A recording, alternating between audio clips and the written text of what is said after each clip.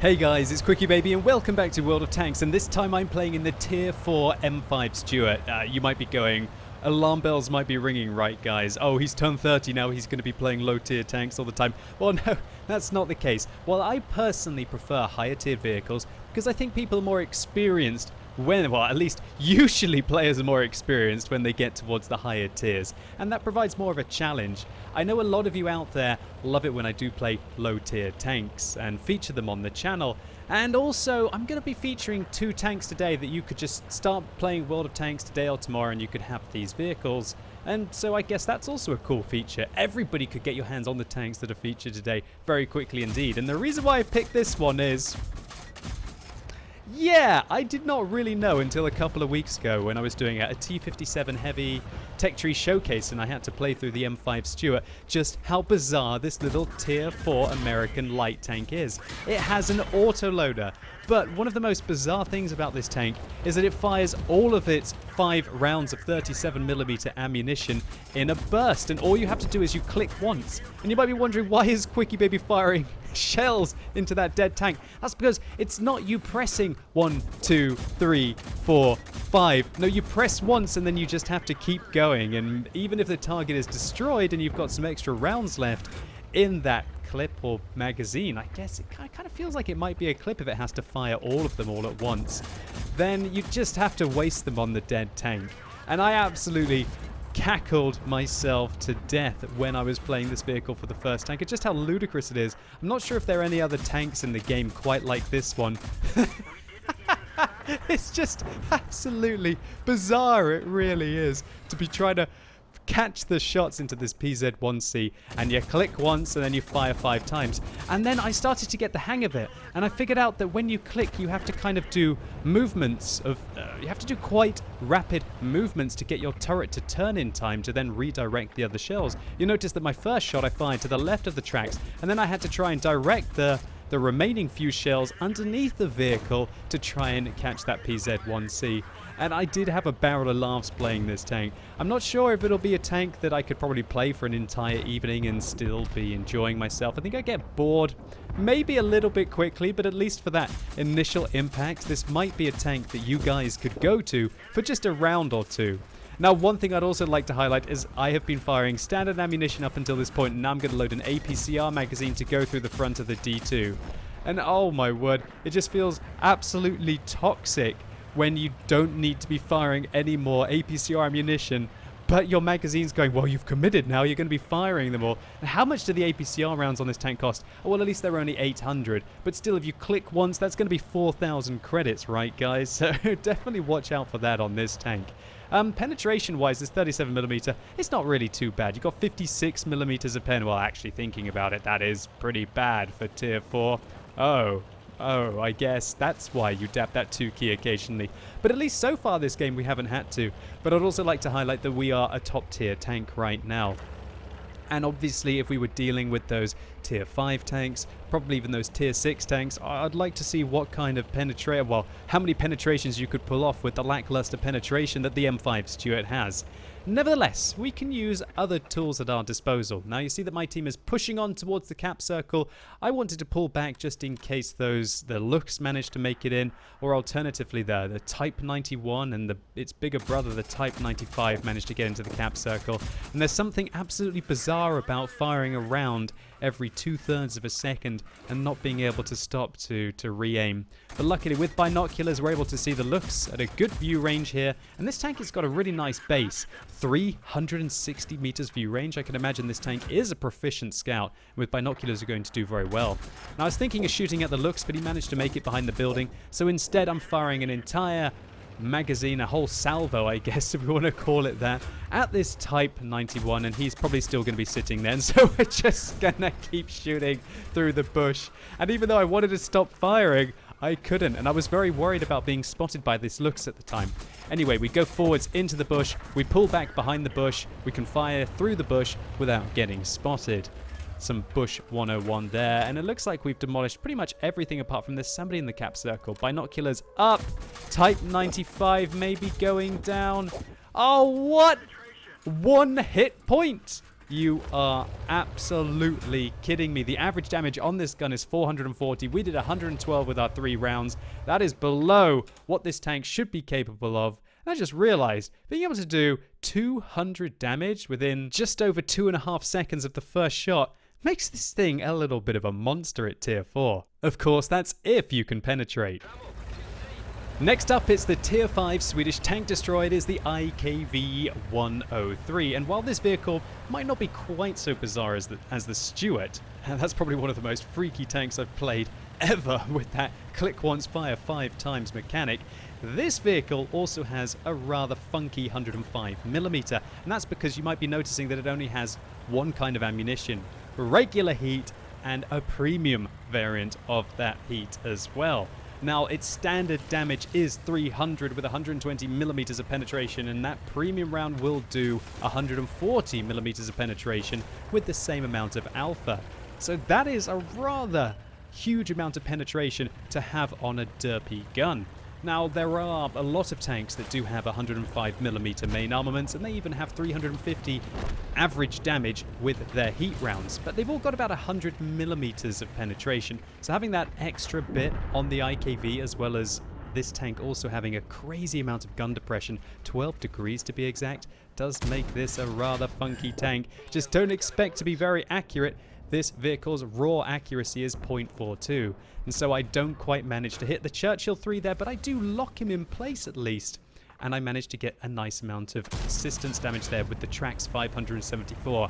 Next, we aim at the M7 on the enemy team, but unfortunately we're unable to connect. I'm just waiting for those big 300 alpha damage bombs, and when I played this tank, I was just so surprised at how much of a creep it is on the ridge lines, right? It feels like some kind of funnel web spider that kind of pops up, catches its prey, and then goes back under, or at least down the ridge line, to be able to feast on, I guess, all of those hit points that it took. Yeah, maybe not.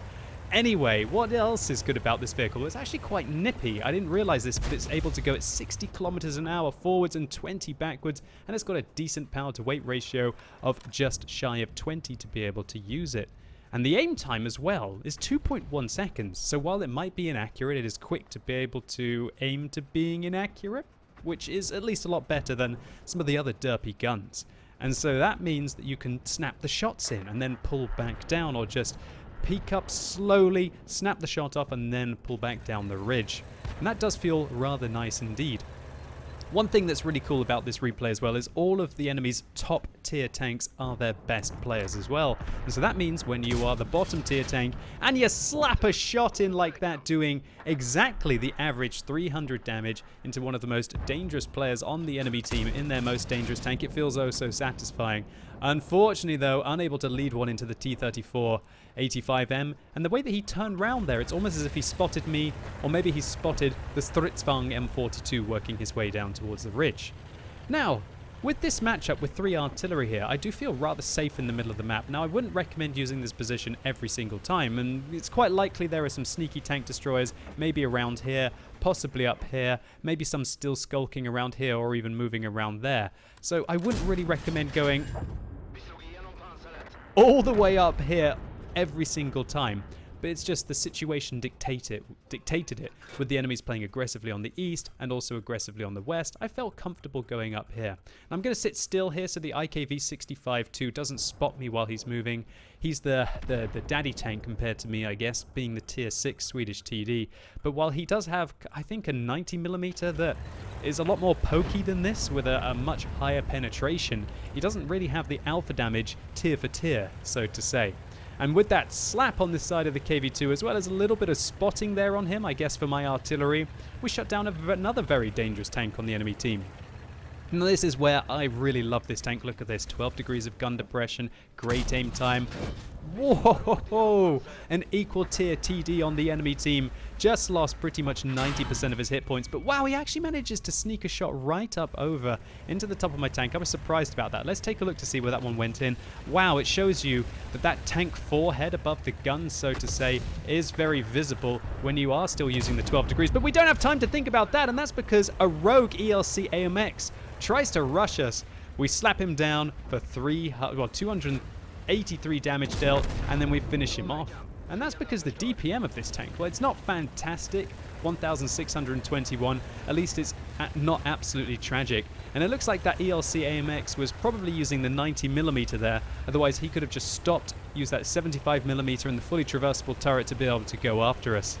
But so far, great result for the IKV 103, and it's an absolute little troll of a tank that you could put into your rotation of vehicles, or even get it, I guess, tomorrow to be able to start trolling your opponents. And yeah, there you go, nothing feels quite as sweet as one-shotting an enemy artillery there. Now, I believe I fired one, if not a couple of premium rounds this game. Those rounds are going to be more expensive, but you don't even really need them all that much. Sure, they might give you an edge, a tiny little edge at penetrating a KV-2, for example, but when you're going against a Jagdpanzer IV frontally, yeah, maybe the premium round is going to give you a little bit of an edge, but you can do very well with just the standard rounds in this vehicle. Sure, you're going to bounce a few of them, but it doesn't take many penetrations in a tier 5 tank that does 300 alpha damage to have a very good game. And the standard shells are dirt cheap as well, 220 shell cost. I can imagine that this vehicle would be quite nice for making a cozy little profit. And with that 340 meters base view range, you are going to be able to spot for yourself as long as you do have a pair of binoculars, even without a reasonably skilled crew. So I'm just trying to lock this Jagdpanzer IV in here, wondering where he's going to be, and there he is. Will we be able to hit him? Oh, yes. Half the hit points gone off a higher tier tank destroyer. That's a good feeling at tier 5, and he pushes all the way down. Can we finish him off? Yeah, there we go. I believe that one was a premium round, although I believe unnecessarily. I could have penetrated him there with a standard round, and you'll see that I'm quickly damming that one key back again to try and maximize my profit, as I'm going to be going after the artillery. There's the Griller. Maybe we get another opportunity to kill. Maybe this is going to be the Pascucci's medal, although we're unable to loop one over the ridgeline. I go forwards a little bit more to try and find another shot. I don't want to get too close to him because he's likely to spot me. There we go. Will that one hit? No, into his gun, and he's most likely spotted me now, so I'm going to go and get towards the ridgeline. And I'm also worried about where the Leffe is. That premium tier 5 French self-propelled gun is rather dangerous in these kind of situations, but I'm going to push forwards and whack one into his hull. Good night, Leffe. And now all that is between me and getting that lovely 3-kill self-propelled gun medal is this cheeky little Griller, will we?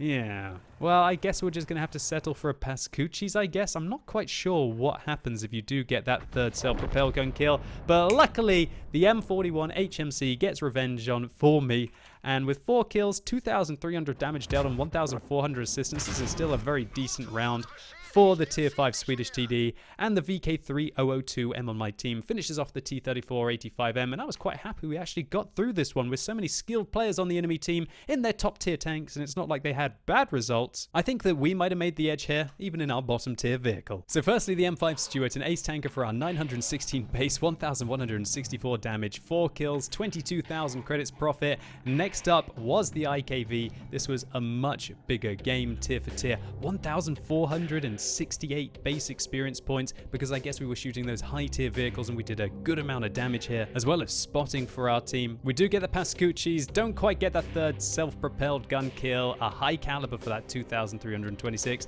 We make 40k profit, even though we fired 2 or 3 premium rounds in this game. And so there you have it, 2 lower tier tanks that I've played fairly recently and quite enjoyed. Hopefully you enjoyed it, and if you did like this video, give it a thumbs up, I'd really appreciate it. And let me know in the comments if these low tier tanks surprised you in any way. The IKV having 2 kinds of heat ammunition, and that M5 Stuart, absolute crazy little one-click autoloader. And as always, thank you so much for watching. You've been epic, and hopefully I'll see you soon.